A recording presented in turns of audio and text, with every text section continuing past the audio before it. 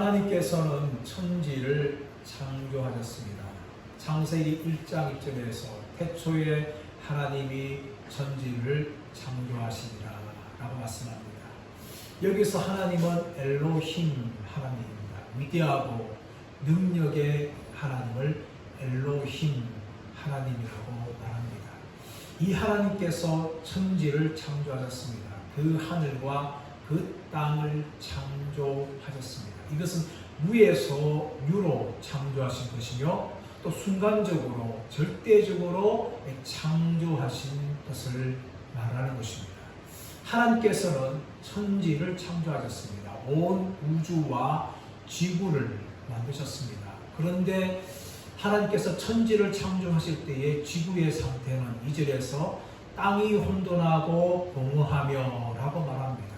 지구의 상태는 무질서하며 텅 비어 있는 가운데 있는 것이 바로 지구의 상태였습니다.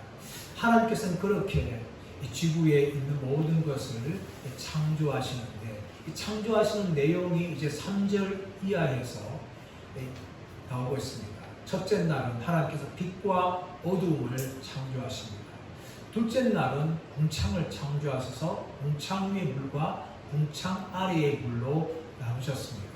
셋째 날은 바다는 물 가운데 하나로 모이게 하시고 묻이 드러나서 땅을 만드셨고 그 땅 위에 풀과 채소와 나무를 만드셨습니다. 넷째 날은 해와 달과 별들을 하나님께서 만드시고 다섯째 날은 바다의 물고기와 하늘에는 새들을 하나님께서 만드셨습니다. 하나님은 이렇게 순차적으로 창조해 나가시는데 오늘 본문의 말씀은 여섯째 날과 일곱째 날에 대해서 말하고 있습니다. 그런데 우리가 성경을 보게 되어지면 이 성경이 여섯째 날은 1장에 속하는데 일곱째 날 안식을 이야기할 때 2장 1절부터 3절로 이 장을 구분하는 것을 볼 수가 있습니다. 그런데 이것은 사실 그렇게 옳지 않은 모습입니다. 왜냐하면 원래 히브리 성경은 이 장 구분이 없어요. 절 구분이 없습니다. 언제부터 이 장과 절이 구분되었습니까? 13세기 때 스티븐 랭턴이라는 이 프랑스 파리 대학의 신학자며 주교가 성경의 장을 구분했어요. 그리고 그 이후에 15세기에 가서 또 프랑스의 인쇄업자였던 로베르 에티엔이라는 사람이 절을 구분했어요. 그때부터 장과 절이 성경에 생겼고 또 물론 이 장과 절을 구분해 주니까 성경을 볼 때 좀 편리함이 있습니다. 하지만 인간들이 한 것이기 때문에 완벽하게 성경을 잘 구분하지 못했습니다. 오늘 본문도 마찬가지입니다. 우리가 읽었던 1장 24절부터 2장 3절까지는 사실 1장에 속한 부분이 되어야 됩니다. 그런데 우리가 가지고 있는 성경은 이 안식일분 7째 부분을 2장으로 그렇게 구분하는 것을 볼 수가 있습니다. 그래서 그렇게 올바른 것이 아니라 2장 1절부터 3절까지 나오는 내용은 천지 창조에 함께 들어갈 부분이라는 것을 우리가 알고 말씀을 들어가기를 원합니다. 오늘 1장 24절 보면 이렇게 시작하죠. 하나님이 이르시되 땅은 생물을 그 종류대로 내되 가축과 기는 것과 땅의 짐승을 종류대로 내라 하시니 그대로 되니라. 하나님께서는 이제 여섯째 날에 땅의 짐승들, 땅의 생물들을 만드는데 그 땅의 생물들의 종류가 세 가지 종류입니다. 첫 번째 뭡니까? 가축이에요. 가축. 이것은 베헤마. 이것은 사람들이 집에서 키우는 짐승을 말합니다. 그리고 기는 것은 이 땅에 있는 모든 기는 것을 말해요. 파충류와 모든 벌레 기는 것까지 다 포함해서 이 기는 것, 레헤마라고 부르는 거죠. 레메스라고 부르죠. 그리고 더 나아가서는 땅의 짐승, 이 땅의 짐승은 야생 동물을 말합니다. 야생 동물. 집에서 키우는 가축이 아니라 들에 다니는 야생 동물. 그래서 진화론자들은 야생 동물들을 키워서 집에 가축이 되었다라고 이야기하지만 하나님께서는 이미 창세 때부터 각각 구분해서 만드시는 것이죠. 집에 가축 따로, 그리고 기어다니는 것 따로, 그리고 밖에 살다니는 이 야생 동물까지 각각 구분해서 하나님께서 만드십니다. 그런데 이 24절, 25절 말씀 가보시면 앞에 다섯째 창조할 때에 하나님께서는 이 바다의 물고기와 하늘의 새를 보면서 복을 주시고 그들을 향하여 번성하라 충만하라 말씀하셨는데 여섯째 날에 이 동물들을 향하여서는 그런 내용이 나오지 않습니다. 여기에 대해 학자들은 크게 두 가지를 이야기하는데 하나는 무엇인가 하면은 이 동물들이 인간과 나중에 경쟁 관계 들어가고 인간을 공격할 수 있기 때문에 하나님께서 복을 주시지 않고 생육하라 번성하라 말씀하지 않았다. 이렇게 부정적으로 이야기하는 학자들이 있어요. 반면에 긍정적으로 말하는 학자들은 무엇인가 하면은 나중에 인간 창조가 전체 여섯 날이 이루어지는데 하나님이 인간들을 향하여서 생육하고 번성하라 말했던 것이 이 동물들에게도 그대로 다 적용되는 것이다 하고 이렇게 조금 긍정적으로 해석을 합니다. 하지만 성경은 왜 하나님께서 동물들에게 복을 주시고 생육하라 번성하라 라고 말하지 않는 이유에 대해서는 정확하게 말씀을 하고 있지 않습니다. 이렇게 여섯째 날에 하나님께서는 이 가축은 가축대로, 기는 것은 기는 것대로, 또 동물들은 동물대로 그렇게 창조하신 후에 하나님이 보시기에 좋았더라 라고 이야기합니다. 또 다 하나님 보시기에 좋은 거죠. 자, 그런데 이 여섯째 날에 하나님은 이 땅의 짐승들 뿐만 아니라 하나님께서 무엇을 만드시는가 하면 인간을 창조하십니다. 자, 26절 읽어볼까요? 시작. 하나님이 이르시되 우리의 형상대로 우리의 모양대로 우리가 사람을 만들고 그들로 바다의 물고기와 하늘의 새와 가축과 온 땅과 땅에 기는 모든 것을 다스리게 하자 하시고 26절에서는 하나님께서 지금 여섯째 날까지 동물 창조하는 데 이르기까지 볼 수 없는 독특한 표현들이 나오죠. 그것이 무엇인가 하면 하나님이 우리의 형상대로 우리의 모양대로 우리라는 단어를 사용하시면서 인간을 창조합니다. 여기서 볼 때에 인간 창조는 이 모든 유일간의 창조의 하이라이트에 해당한다는 것을 우리가 알 수 있고 또 인간을 창조하시는 하나님께서는 우리라는 말을 사용한 것을 볼 수가 있습니다. 우리의 형상대로 우리의 모양대로 사람을 만들자. 이 우리라는 표현이 등장해요. 그래서 여기에 대해서 학자들은요 참 6가지의 복잡한 의견들을 냅니다. 왜 하나님 여기서 우리라는 말을 사용했을까? 그렇게 복잡한 의견을 내는데 크게 좀 나머지를 줄이고 집중하면 3가지로 나눌 수 있어요. 하나는 무엇인가 하면 이건 유대인 주석가들의 견해인데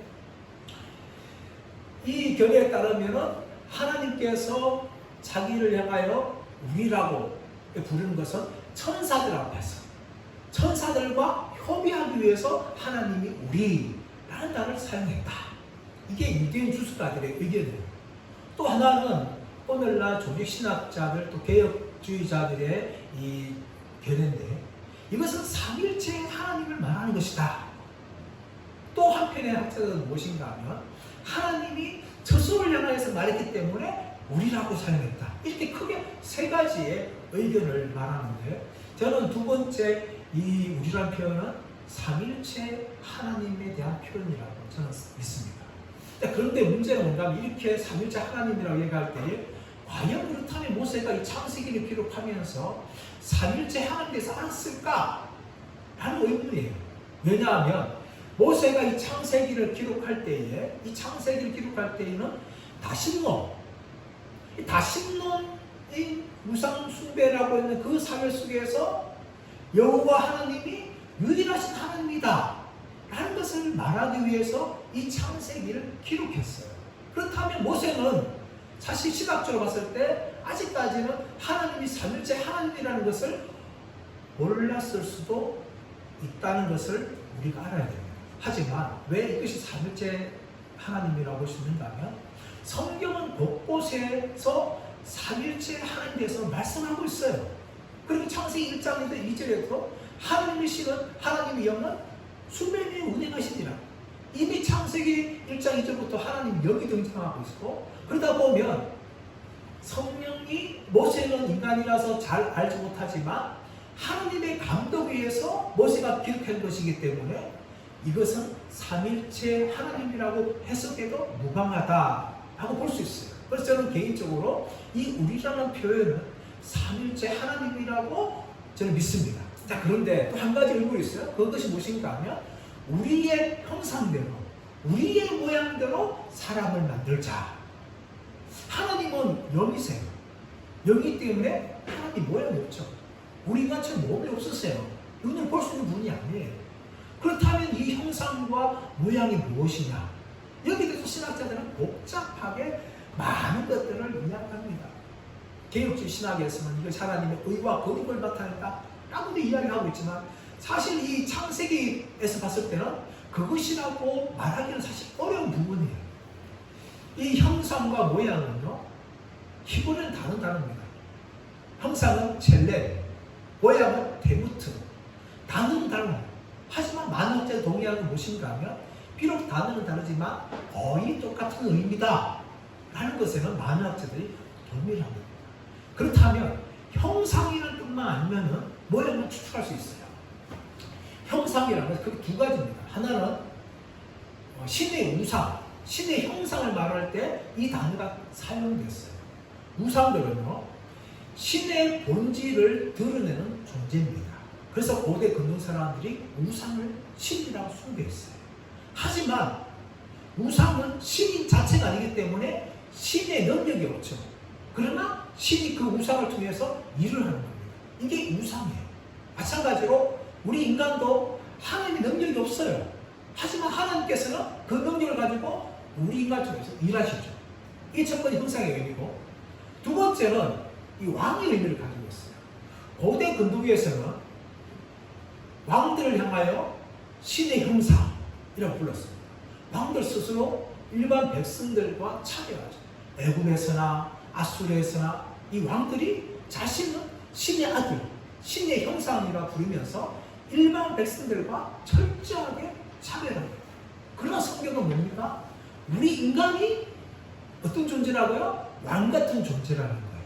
하나님의 형상으로 지원받은 왕 같은 존재. 이 땅에 권력을 가진 왕만 왕이 아니라 모든 인간들은 하나님의 형상을 닮은 자들로서 왕 같은 존재라는 것을, 우리 인간의 지위를 이렇게 성경은 높이고 있다는 것입니다. 그런데 이 고대 근동의 신화를 보게 되어지면 인간 창조에 이야기하면서 인간을 철저하게 낮춥니다. 메소포타미아, 다시 말하면 아브라함이 살았던 그 동네에 에누마 엘리시라는 이 창조 서사시가 있어요. 그 보면 인간 창조의 내용이 나오는데, 이 마르두이르라는 절대 신이 있는데 이 신을 향하여서 티아맛이라는 신과 여러 신들이 합세해서 이 마르둑과 전쟁을 벌입니다. 근데 마르둑이 이 티아맛과 비롯해서 그 신들을 다 쳐부세요. 그리고 패배한 이 티아맛의 시체를 가지고 반을 잘라서 땅을 만듭니다. 땅을 만들고 그 땅 위에 패배한 신들을 다 노동을 시켜요. 처음에는 이 신들이 패배했으니까 일을 하게 되어지는데 일을 하다 보면 너무 힘든 거예요. 그래서 마르둑을 향하여서 막 힘들다고 하소연을 하는 거예요. 그러니까 마르둑이 그 신들의 원성을 잠재하기 위해서 죽은 신 중에 하나인 킹쿠라는 그 신의 피를 가지고 인간을 만듭니다. 그 인간을 향해서 대신 신들을 향하여서 일을 하게 하는 것이 이 에누마 엘리시에 나오는 이 창조설화 중에 나오는 인간 창조의 부분입니다. 그러니까 성경은 인간 창조를 결코 그렇게 말하지 않았습니다. 신들의 노동을 대신하기 위해서 신의 피를 가지고 인간을 창조했다 말한 것이 아니라 하나님의 형상대로 하나님의 모양으로 왕같은 존재로서 바로 인간을 이 땅에 만들었다 하고 성경은 이야기하고 있는 거죠. 그런데 하나님께서 이렇게 인간을 창조하신 후에, 자 28절 보시면, 하나님이 그들에게 복을 주시며 하나님이 그들에게 이르시되 생육하고 번성하여 땅에 충만하라. 하나님이 인간을 창조하셔요. 인간을 창조하시는데 복을 주셨죠. 그 누가 복을 주신가 하면 인간을 남자와 여자로 창조하신 후에 그들에게 복을 주십니다. 그러니까 인간을 어떻게 창조했다고요? 하나님이 남자와 여자로 창조하신 후에 그들에게 복을 주십니다. 분명히 하나님께서 동물도 만드셨을 때에 동물을 만들 때 무엇을 높하지 않는가 하면 동물의 성배를 높하잖아요.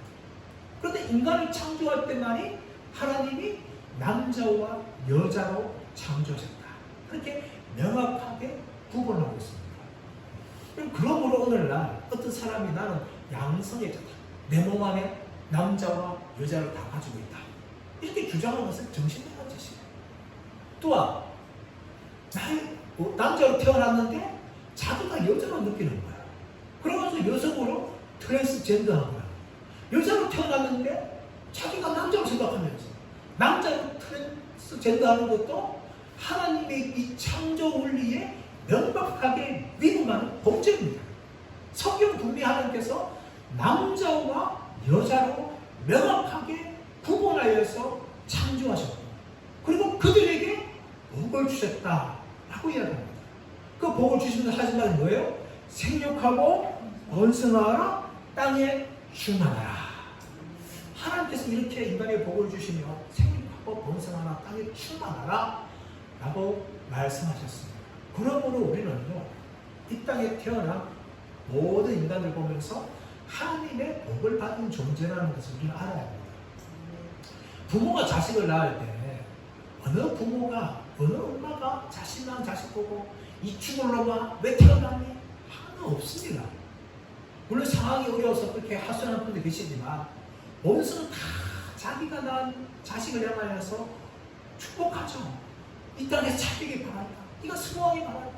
네가 예뻐지길 바란다. 잘생기길 바란다. 이게 부모 마음 아닙니까? 하나님도 마찬가지였어요. 하나님이 자기 형상대로 자기 모양대로 사람을 창조하신 후에 그들에게 복을 주셨어요. 이것이 하나님께서 인간을 창조하신 후에 하신 일입니다. 비록 인간이요 아주 아담과 하와가 범죄하고 또 노아 시대 때 하나님 앞에 이 악한 모든 행동을 범하고 심판을 받았지만 하나님이 노아와 그 가족들을 다시금 부르시고 그들 향하여서 복을 주시면서 생육하고 번성하라. 그렇게 하나님이 축복하셨어요. 그뿐만 아니라 인간들이 그 하나님 명령에 불순종해서 바벨탑을 쌓고 흩어졌을 때에 하나님이 아브라함을 다시 부른 후에도 너는 복된 자다. 그렇게 하나님 부르셨어요. 이것이 하나님께서 인간을 향한 근본적인 마음입니다. 하나님은 인간이 복받은 존재가 되기를 알고 원한다는 거죠. 근데 오늘날 어떻습니까? 우리 자신들은요 스스로 자신을 복받은 존재라고 그렇게 인식하지 않습니다. 이것은요 마귀에게서 오는 거예요. 마귀는 우리 자신을 향하여서 스스로 복된 자라는 의식을 하지 못하게 합니다. 어떤 방식으로 합니까? 첫 번째는 남과 비교하게. 나보다 좀 더 나은 사람과 비교해서 열등감에 빠지게 하고 또 나보다 조금 더 못한 사람과 비교해서 교만함에 빠지죠. 그런데 그렇게 교만에 빠진다 하더라도 어느 순간 보면 자기가 또 잘난 사람 만나요. 그러다 보니까 한없이 이 자기의 이 가치가 무너지는 거죠. 하나님은 우리 스스로 어떤 존재와 비교할 수 없는 비교 불가능한 독특한 존재로 만드셨어요. 우리의 성품과 우리의 외모는 우리의 그 재능은 어떤 사람도 같아요. 아무도 없습니다. 여러분. 비싼 사람은 있어요. 하지만 똑같은 100% 똑같은 사람 아무도 없습니다. 여러분. 그처럼 하나님 우리를 독특하게 만드셨는데 우리는 계속해서 남과 비교하며 살아갑니다. 이게 얼마나 우리 인간을 불행하게 하는지 모릅니다.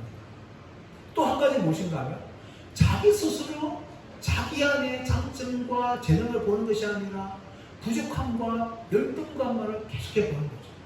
그러다 보면 어떤 생각이 들어요? 나는 안 되는 생각. 나는 왜 태어난지 모르겠다. 하면서 끝없는 자기 비하로 빠지게 되는 것입니다. 하나님은 우리를 하나님의 형상과 모양을 닮은 독특한 그런 존재를 만드는데 그것을 주목하지 않고 내 안에 부족한 것, 내 안에 열등함과 부족하다 보니까 우리 인생을 향하여 저주받은 인생이다, 안 되는 인생이다 하면서 자기 낙담과 자기 연면에 사람들은 빠져 살아가는 것이죠. 이것은 하나님께서 물을 향하여 너는 복된 자다. 그렇게 만드는 축복한 것에 대해서 알지 못한 너무나 어리석은 행동이라는 것을 성경은 우리에게 말하고 있습니다. 그러므로 여러분, 우리는 날마다 선포해야 돼. 나는 복받은 자다.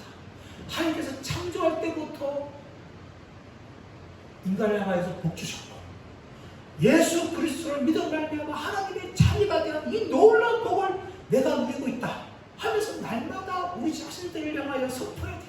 내가 어떤 형편과 어떤 모양에 처하더라도, 내가 어떤 외모를 가지고 있다 할지라도 우리 자신들을 향하여서 너는 복받은 존재다 하면서 선언하면서 그렇게 살아가야 합니다. 하나님께서 이렇게 우리에게 복 주신 이유는요, 생육하고 번성하라, 땅에 충만하라 라는 이유만 있는 것이 아닙니다. 우리 계속해서 볼까요? 28절 하반에 보시면, 땅을 정복하라, 바다의 물고기와 하늘의 새와 땅에 움직이는 모든 생물을 다스리라 하십니다. 땅을 정복하라, 바다의 물고기와 하늘의 새와 땅에 움직이는 모든 생물을 다스리라. 여러분, 그런데 우리 인간들은 이 말씀을 철저하게 악용하였습니다. 그래서 무분별하게 자연을 파괴하며 지금까지 왔습니다. 그로 인하여서 오존층은 파괴되고, 바다는 오염되고, 땅도 썩어들어가고, 자연재해가 곳곳에 일어나서 우리 인간들은 자연 파괴로 인한 그런 저주와 형벌을 우리 인간들이 지금 받고 있습니다. 그 이유가 무엇입니까? 이 말씀을 잘못 해석한 거예요. 땅을 정복하라, 바다의 물고기와 하늘의 새를 다스리라, 이 말을 잘못 해석한 결과 인간들은 무분별하게 자연을 착취하고 자연을 파괴하였습니다. 그렇다면 여러분, 이 땅을 정복하라, 다스리라, 이 말은 무슨 말일까요? 정복하라, 이 단어는 원래 가바시라는 단어인데요, 이것은 말 그대로 노예로 삽니다. 어떤 성을 정복하다, 차지하다, 땅을 짓밟다, 이런 의미를 가지고 있어요. 그런데 여기서 하나님께서 그런 말 의미로 사용하신 것이 아닙니다. 그것은 무엇인가 하면, 하나님 대신에 우리 인간들이 이 땅을 경작하며 살아라 라는 의미를 가지고 있어요. 그리고 더 나아가서 다스리라, 이 의미는 어떤 의미인가 하면 히브리어로 라다라는 단어입니다. 이것은 절대 왕권을 가진 군주가 자기의 백성을 향하여 절대 권한을 행사하는 것, 의미를 가지고 있는데, 여기서도 마찬가지로 하나님께서 하나님의 형상대로 모양대로 창조하신 인간, 왕같은 존재를 향하여서 왕처럼 다스리라 라는 의미지만, 그리고 왕은요 종류가 있어요. 악하고 백성들을 흉악하게 대하는 폭군이 있죠. 그러나 백성들을 긍휼히 여기고 백성들을 보호하는 자비로운 왕이 있습니다. 하나님은 인간들을 향하여서 땅을 다스리라, 또 바다의 물고기를 다스리라 이렇게 말할 때에 그 의미는 무엇입니까? 폭군이 되지 말고 자비로운 왕이 되어서 이것을 잘 관리하여서 자연과 더불어 살고 자연이 주는 혜택을 너희가 누리면서 이 땅을 살아가라 라는 의미를 주신 거예요. 그러나 우리 인간은 어떻습니까? 이런 하나님의 의도와 달리 무분별하게 폭군이 되어서 자연을 파괴하고 훼손하고 결국은 이런 이 자연으로 인한 피해를 지금도 받고 있습니다. 특히 우리나라 사람들 보십시오. 몸에 좋은 거라면 어떤 것도 가리지 않아요. 곰쓸개 러시아 가서 태국 가서 다 먹고 옵니다. 지렁이도 먹지 않습니까? 안 먹는 거 없어요. 그뿐만 아니라 겨울에 목기국도 좋다니까 러시아 배파에 있는 수많은 이 여우들 그런 털을 가지고 있는 다 잡아서 자기의 몸에 두르면서 자신의 권력을 과시하지 않습니다. 이런 모든 것들이 자연을 파괴하고 그로 인해서 인간은 오히려 자연을 통하여 역공을 당하고 있는 것이 오늘날 우리 인간들의 모습이라는 것을 보여주고 있습니다. 하나님께서 이렇게 인간을 향하여서 땅을 정복하라, 바다의 물고기와 하늘의 새를 다스리라 그렇게 말씀하시면서 그렇게 할 수 있는 양식을 주십니다. 29절 하나님 이르시되 내가 온 지면에 씨 맺는 모든 채소와 씨 가진 열매 맺는 모든 나무를 너희에게 주노니 너희의 먹을거리가 되리라. 하나님께서 인간에게 뭘 주시는 거예요? 씨 맺는 채소, 씨 가진 열매 맺는 나무. 다시 말하면 채소와 나무의 열매를 인간들에게 먹을 것으로 주었어요. 근데 30절 말씀 보시면 땅의 짐승들, 자 30절 시작. 또 땅의 모든 짐승과 하늘의 모든 새와 생명이 있어 땅에 기는 모든 것에게는 내가 모든 풀을 먹을 거리로 주노라 하시니. 이 동물들에게 또 새들에게 뭘 주는 거예요? 풀을 주시는 거예요. 우리 셋째 하는 그 땅에는 풀과 채소와 열매, 나무에 있는 열매 맺는 나무를 창조하셨는데, 채소와 나무의 열매는 사람들에게 먹을 걸 주셨고, 풀은 새와 그리고 땅에 있는 짐승들에게 먹을 것을 주신 것이죠. 그러므로 이 창세 때에 모든 인간이나 모든 동물들은요, 고기를 먹지 않았어요. 다 채식에 있어요. 여러분, 일반적으로 채식만 먹는 동물들은요, 굉장히 온순합니다. 그래서 사납지 않아요.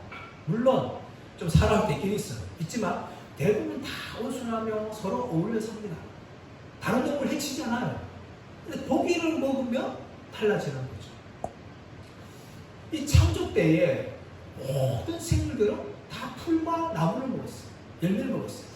그러다 보니까 뭡니까? 이것이 전혀 다툼과 죽이는 살인 같은 것이 없었던 것이죠.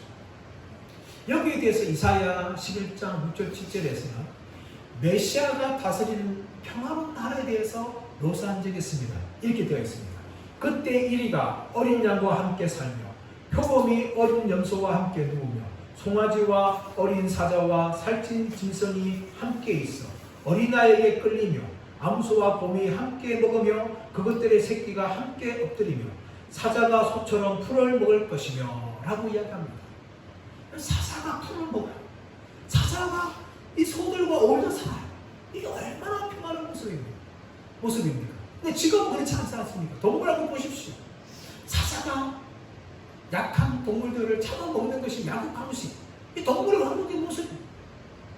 근데 창조 때에는 이렇지 않았다는 것이죠.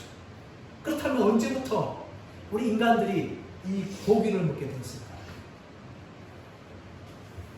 창세기 9장에서 하나님께서 노아와 홍수 심판 끝난 후에 인간들이 공식적으로 고기를 먹으라 를 허용해 주셨습니다. 하지만 성경을 가만히 보게 되어지면 얼마나 추측할 수 있는 것입니다. 비공식적으로는 아담과 하와의 타락 이후 때부터 인간들이 고기를 먹었다는 것을 추측할 수 있습니다. 왜냐하면 아벨이 하나님께 제사를 드릴 때에 양과 그 기름으로 하나님께 제사를 드렸어요. 그렇다면 그 남은 건 뭡니까? 인간이 먹는 거죠. 인간 그때부터 고기를 먹게 되는데 창조 때는 그렇지 않고 아담과 하와의 타락 이후부터 인간은 비공식적으로 고기를 먹게 된 것이죠. 그렇게 추측할 수가 있는 겁니다. 물론 성경에 나오지 않는 이야기입니다. 이렇게 인간들은 창조 때에 이 동물들과 정말 화목하게 잘 지냈는데 그 모습을 보고 하나님이 어떻게 말씀하십니까? 31절 시작. 하나님이 그 지으신 그 모든 것을 보시기에 심히 좋았더라. 저녁이 되고 아침이 되니 이는 여섯째 날이라. 하나님이 이렇게 인간들을 보고 동물들 본 후에 뭡니까? 그 모든 것을 보시기에 심히 좋았더라. 여러분, 셋째 날부터 하나님이 평가가 나오죠? 하나님 보시기에 좋았더라. 그렇게 나오는데 셋째 날, 넷째 날, 다섯째 날 하나님 보시기에 좋았더라. 이렇게 나오는데 오늘 여섯째 날에만 뭐가 나오는가 하면 심히 좋았더라. 메오드. 이것은 무슨 말인가 하면 너무나 완벽하게 부족함이나 부조화 없이 그렇게 만들어진 것을 보시고 하나님이 심히 좋았더라. 매우 좋았더라. 그렇게 하나님이 평가하십니다. 그리고 그 날을 보면 이는 여섯째 날이라. 우리 한글 성경에는 그냥 여섯째 날이라 해서 첫째 날이나 둘째 날이나 셋째 날이나 넷째 날이나 다섯째 날이나 별 차이 없이 여섯째 날이다 이렇게 말하고 있지만 히브리 성경에는 하라는 단어가 정관사 들어가서 그 여섯째 날이다 하면서 하나님이 인간을 창조하신 이 여섯째 날을 특별하게 그렇게 구분하는 것을 히브리 성경은 말하고 있는 것입니다. 그리고 하나님께서는 또 다른 날을 특별히 말씀하시는데 그 날이 무엇인가 하면 일곱째 날입니다. 우리 한글 성경에는 2장 1절부터 3절까지 나오죠. 자, 2장 1절 말씀 보시면 천지와 만물이 다 이루어지니라. 천지와 만물이 다 이루어지니라. 이 천지라는 것은 1장 2절에 등장했던 천지입니다. 그 하늘과 그 하늘들과 그 땅, 하나님이 그 하늘들, 온 우주 공간을 다 창조하시고 지구를 창조하셨어요. 그리고 뭡니까? 지구 위에 만물을 창조하시고 우주 공간에 해와 달과 별들을 만드셨어요. 그래서 이 만물이라는 것 기본 단위가 제바임이라는 단어입니다. 이것은 태양과 달과 별들과 함께 천사까지 포함하는 단어입니다. 천사까지. 천사가 언제 창조됐느냐 라는 것은 정확하게 알 수 없지만 천사도 동일하게 하나님께서 만드신 피조물에 불과해요. 그래서 천사를 숭배하는 것은 우상 숭배입니다. 그러므로 천사 숭배하면 안 되는 거죠. 천사도 동일하게 피조물에 불과하는데 하나님 이 천지와 만물을 다 이루셨다는 것이죠. 이루셨다. 이 이루셨다는 단어가 2절에서는 마치다, 또 3절에서도 마치시고 라는 단어에 등장합니다. 이것은 칼라, 완벽하게 다 만드신 것을 말합니다. 완전하게 다 성취하시는 것이 칼라, 이루셨다, 마치다. 이런 단어가 이제 1절 등장하고 2절에 등장하고 3절에 등장하죠. 그리고 그 마치신 날에 하나님이 어떻게 말씀하십니까? 2절 말씀 보시면, 자, 하나님이 그가 하시던 일을 7째 날에 마치시니 그가 하시던 모든 일을 그치고 7째 날에 안식하시니라. 여러분 2장 2절에서 3절까지 7째 날이 이제 3번이나 등장하죠. 또 3번 등장하는데 이 7째 날 할 때 뭐가 등장하는가 하면 정관사가 들어갑니다. 6째 날에 정관사가 들어갔듯이 그 7째 날, 그래서 7째 날이 다른 날들과 달리 특별한 날이라는 것을 알 수가 있는데 이 7째 날에 하나님이 마치시고 안식하셨다. 그래서 이 7째 날을 안식이라고 부릅니다. 안식. 이 안식이라는 히브리 단어 사바트라는 단어인데 이것은 쉬다라는 의미보다는 멈추다라는 의미가 더 옳은 번역입니다. 하나님이 7째 날에 뭐래요? 일을 멈추신 거죠. 6째 날까지 일을 하시면서 하나님 피곤해 하셔가지고 쉬기 위해서 7째 날을 만드신 것이 아니라 6째 날까지 모든 창조를 완전하게 성취하시기 때문에 7째 날은 더 이상 할 필요가 없으신 거예요. 그래서 일을 멈추시고, 일을 멈추기 때문에 하나님이 뭐 할 수 있는 거예요? 쉬시는 것이죠. 이것이 바로 안식하다의 의미입니다. 그런데 이 고대 근동의 이 창조에 보면 신들이 안식하는 것은 어떻게 지어졌는가 하면 고대 근동의 공통적인 내용인 것인데 신들이 일을 하니까 너무나 피곤한 거예요. 그래서 대신 인간을 만들고 인간에게 자신들이 해야 할 일을 다 맡긴 후에 일이 지겹고 힘들어서 쉬었다 하고 우리 창조 신화 이야기하는 겁니다. 하지만 성경은 그렇게 말하고 있지 않습니까? 하나님이 6일 동안 이 창조하신 데에서 너무나 힘들고 지쳐서 쉬신 것이 아니라 모든 일을 다 완벽하게 하셨기 때문에 그래서 일을 멈추셨다 하는 것이 바로 이 안식입니다. 이 안식. 그래서 하나님께서 이 안식에 대해서 3절 말씀 보시면 하나님이 그 7째 날을 복되게 하사 거룩하게 하셨으니, 여러분 7째 날은 뭡니까? 하나님이 복되게 하셨다는 거예요. 지금까지 살펴보았던 첫째 날부터 6째 날까지는 하나님이 생물을 향하여서 또 인간들을 향하여서 복되다라고 말씀하셨지만 날 자체에 대해서 복되다라고 선언한 적이 한 번도 없습니다. 7째 날에만 하나님이 복되다, 복된 날이라고 말씀하시는 거예요. 그리고 더 나아가서 이 날은 뭡니까? 거룩하겠다. 거룩하게 한다. 이 거룩하다는 것은 카다시라는 단어인데 이것은 구분했다는 거죠.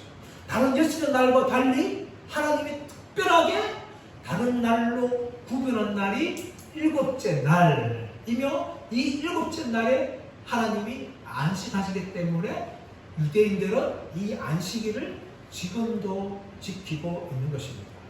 그런데 하나님께서 창조 때 하셨던 이 안식과 유대인들의 안식은 다릅니다.